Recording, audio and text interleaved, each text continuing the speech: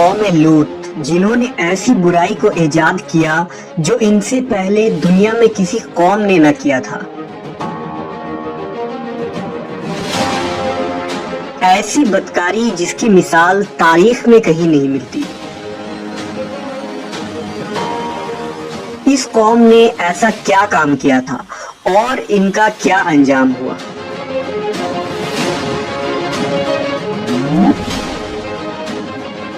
حضرت لوط علیہ السلام اللہ کے ایک برگزیدہ نبی تھے۔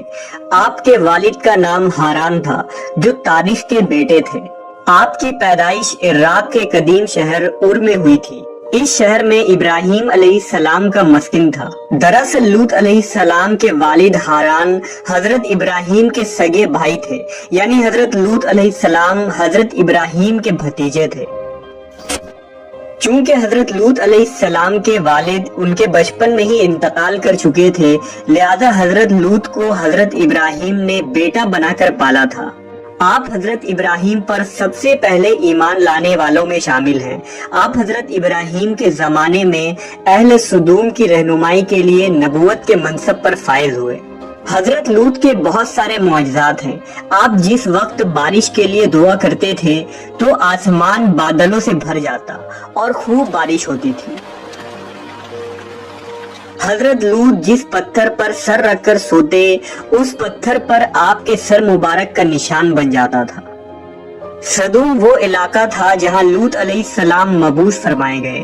سدوم کے آس پاس 5 نہایت ہی خوبصورت شہر آباد تھے، جن میں سے ہر ایک کی آبادی 1,00,000 نفوس سے زیادہ ہی تھی۔ یہ علاقے نہایت ہی سرسبز و شاداب اور قدرت کی فیاضی کا حسین شاہکار تھا۔ یہاں باغات کی کثرت تھی، لہلہاتی کھیتیاں یہاں کی ضروریات سے کہیں زیادہ تھی۔ اردن، شام اور اسرائیل کے درمیان بسا ہوا یہ علاقہ نہایت ہی زرخیز تھا۔ وہاں طرح طرح کے اناج، پھل، میوے بکثرت پیدا ہوتے تھے، اور یہی وجہ تھی کہ آس پاس کے بستیوں کے لوگ بھی اپنی معاشی اور غذائی ضرورت کے لیے ان بستیوں کی طرف آتے تھے۔ مگر یہ بات اہل سدوم کے لوگوں کو بالکل بھی پسند نہ تھی۔ ان کے خیال میں ان کی بستیوں میں پیدا ہونے والے پھلوں، اناجوں اور سبزیوں پر صرف ان کا ہی حق تھا۔ وہ نہیں چاہتے تھے کہ دوسری بستیوں کے لوگ ان کے علاقے میں آئیں۔ ایک دن سدوم کے لوگ اس بات پر غور و فکر کر رہے تھے کہ باہر سے آنے والے لوگوں کو یہاں آنے سے آخر کیسے روکا جائے، کہ ابلیس ایک بزرگ کی شکل میں ان کے محفل میں آیا اور کہا، اگر تم ان سے پیچھا چھڑانا چاہتے ہو تو میرے کہنے پر عمل کرو۔ اس اجنبی بزرگ کی بات لوگوں نے بہت توجہ سے سنی۔ ابلیس نے کہا، میں کل بتاؤں گا۔ دوسرے دن ابلیس ایک خوبصورت جوان لڑکے کی بھیس میں آیا اور انہیں اپنی عورتوں کے بجائے مردوں کے ساتھ فعل بد کرنا سکھایا۔ ابلیس نے کہا کہ اگر تم ان بستیوں کے لوگوں سے نجات چاہتے ہو جو تمہاری بستی میں آ جاتے ہیں تو ایسا کرو کہ جب بھی کوئی شخص تمہارے علاقے میں آئے تو تم لوگ زبردستی اس کے ساتھ اپنی خواہش پوری کرو۔ اس طرح یہ لوگ اس بستی میں آنا چھوڑ دیں گے۔ اپنی نفسانی خواہشات کے لیے مردوں سے بدفعلی اس قوم کا دستور بن گیا تھا۔ یہاں بے حیائی عام ہو گئی تھی۔ حکمراں، سردار، رؤسا، ہر طبقے میں گھر گھر یہ عمل پھیل گئی تھی۔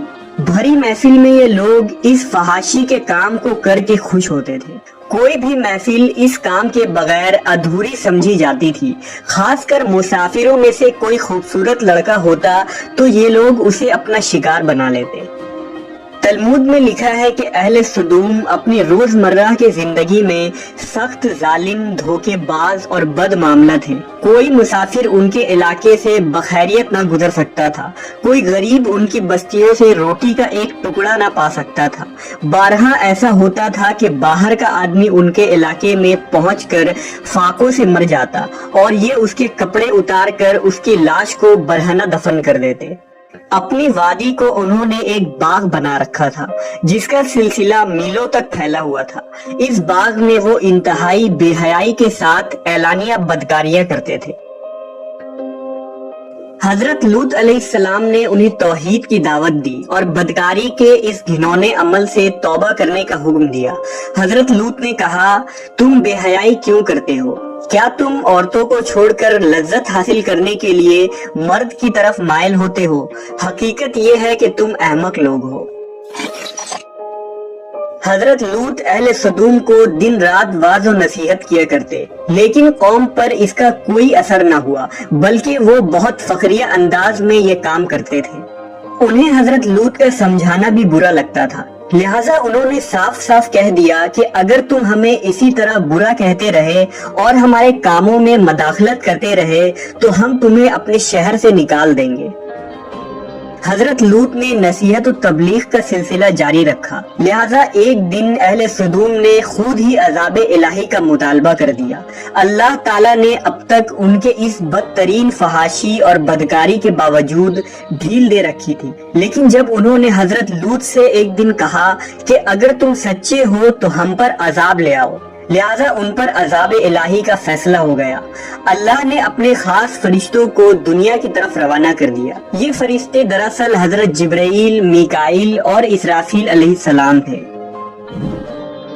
پھر یہ فرشتے حضرت لوط علیہ السلام کے گھر تشریف لے آئے۔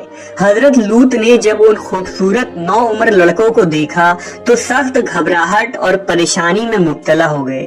انہیں یہ خطرہ محسوس ہوا کہ اگر ان کے قوم کے لوگوں نے انہیں دیکھ لیا تو نہ جانے وہ ان کے ساتھ کیا سلوک کریں گے۔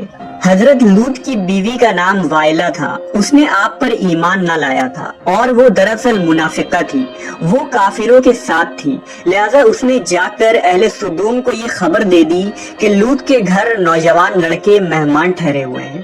یہ سن کر بستی والے دوڑتے ہوئے حضرت لوط کے گھر پہنچے۔ حضرت لوط نے کہا، اے قوم، یہ جو میری قوم کی لڑکیاں ہیں یہ تمہارے لیے جائز اور پاک ہیں۔ اللہ سے ڈرو اور مجھے میرے مہمانوں کے سامنے رسوا نہ کرو۔ کیا تم میں سے کوئی بھی شائستہ آدمی نہیں؟ حضرت لوط کی بات سن کر وہ لوگ بولے، تم بخوبی واقف ہو کہ ہمیں تمہاری بیٹیوں سے کوئی حاجت نہیں، اور جو ہماری اصل چاہت ہے اس سے تم بخوبی واقف ہو۔ قوم لوط کے اس بے شرمانہ جواب سے اندازہ لگایا جا سکتا ہے کہ وہ فعل بد میں کس حد تک مبتلا ہو چکے تھے۔ جب حضرت لوط علیہ السلام کی قوم ان کے گھر کی طرف دوڑتی ہوئی آئی تو حضرت لوط نے گھر کے دروازے بند کر دیے اور ان نوجوانوں کو ایک کمرے میں چھپا دیا۔ اس بدکار لوگوں نے آپ کے گھر کا گھیراؤ کیا ہوا تھا اور ان میں سے کچھ گھر کے دیوار پر بھی چڑھنے کی کوشش کر رہے تھے۔ حضرت لوط اپنے مہمانوں کی عزت کے خیال سے بہت زیادہ گھبرائے ہوئے تھے۔ فرشتے یہ سب منظر دیکھ رہے تھے۔ جب انہوں نے حضرت لوط علیہ السلام کی بے بسی اور پریشانی کا یہ عالم دیکھا تو حقیقت سے پردہ اٹھاتے ہوئے یوں فرمایا، اے لوط، ہم تمہارے رب کے بھیجے ہوئے فرشتے ہیں، یہ لوگ ہرگز تم تک نہیں پہنچ سکیں گے۔ ابھی کچھ رات باقی ہے تو اپنے گھر والوں کو لے کر چل دو اور تم میں سے کوئی شخص پیچھے مڑ کر نہ دیکھے۔ اہل سدوم حضرت لوط کے گھر کا دروازہ توڑنے پر بضد تھے، لہذا حضرت جبرائیل علیہ السلام نے گھر سے باہر نکل کر اپنے پر کا ایک کونا انہیں مارا، جس سے ان سب کی آنکھوں کے ڈھیلے باہر نکل آئے اور بصارت زائل ہو گئی۔ یہ خاص عذاب ان لوگوں کو پہنچا جو حضرت لوط کے پاس بدنیتی سے آئے تھے۔ حضرت لوط علیہ السلام حقیقت حال جان کر مطمئن ہو گئے اور اپنے گھر والوں کے ساتھ رات ہی کو نکل کھڑے ہوئے۔ بیوی بھی ان کے ساتھ تھی، لیکن کچھ دور جا کر وہ واپس اپنے قوم کی طرف پلٹ گئی اور قوم کے ساتھ جہنم رسید ہو گئی۔ صبح کا آغاز ہوا تو اللہ کے حکم سے حضرت جبرائیل نے بستی کو اپنے پر سے اکھاڑ دیا اور پھر اپنے بازو پر رکھ کر آسمان پر چڑھ گئے، یہاں تک کہ آسمان والوں نے بستی کے کتے کے بھونکنے اور مرغوں کے بولنے کی آوازیں سنی۔ پھر اس بستی کو زمین پر دے مارا، جس کے بعد ان پر پتھروں کی بارش ہوئی۔ ہر پتھر پر مرنے والوں کا نام لکھا ہوا تھا۔ جب یہ پتھر ان کو لگتے تو سر پاش پاش ہو جاتے۔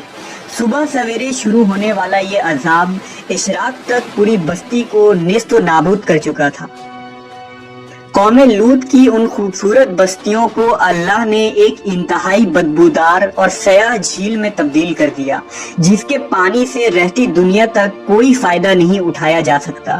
سمندر کے اس خاص حصے میں کوئی جاندار، مچھلی، میڈک وغیرہ زندہ نہیں رہ سکتے، اس لیے اسے ڈیڈ سی یعنی بحر مردار کہا جاتا ہے۔ جو اسرائیل اور اردن کے درمیان واقع ہے۔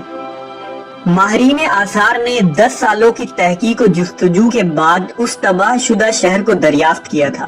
تحقیقات سے پتہ چلا تھا کہ اس شہر میں زندگی بالکل ختم ہو چکی ہے۔ اس شہر کے راستے اور کھنڈرات کو دیکھ کر آرکیولوجسٹ نے یہ اندازہ لگایا کہ جب یہ شہر تباہ ہوا تو اس وقت لوگ روزمرہ کے معمولات کے کاموں میں مشغول تھے اور یہاں زندگی اچانک ختم ہو گئی تھی۔ اہل سدوم جنہیں پتھر بنا دیا گیا تھا، ان کے بت ابھی تک بحر مردار کے پاس موجود ہیں، جو تا قیامت لوگوں کے لیے ایک عبرت ہے۔ آج یورپی ممالک میں انسانی آزادی کے نام پر اس بدکاری کی اجازت دی جاتی ہے اور اس فحش عمل کو فخر سمجھا جاتا ہے، مگر حقیقت یہ ہے کہ ہم جنس پرستی بالکل فطرت کے خلاف ہے، جس سے انسانی معاشرہ تباہ و برباد ہو جاتا ہے۔ روایتوں کے مطابق ایک مرتبہ حضرت سلیمان علیہ السلام نے شیطان سے پوچھا کہ اللہ کے نزدیک سب سے بدترین عمل کیا ہے؟ ابلیس بولا، جب مرد مرد سے بدفعلی کرے اور عورت عورت سے خواہش پوری کرے۔ حضرت ابن عباس سے روایت ہے کہ رسول اللہ صلی اللہ علیہ وسلم نے فرمایا کہ اس شخص پر اللہ پاک کی لعنت ہو جو قوم لوط والا عمل کرے۔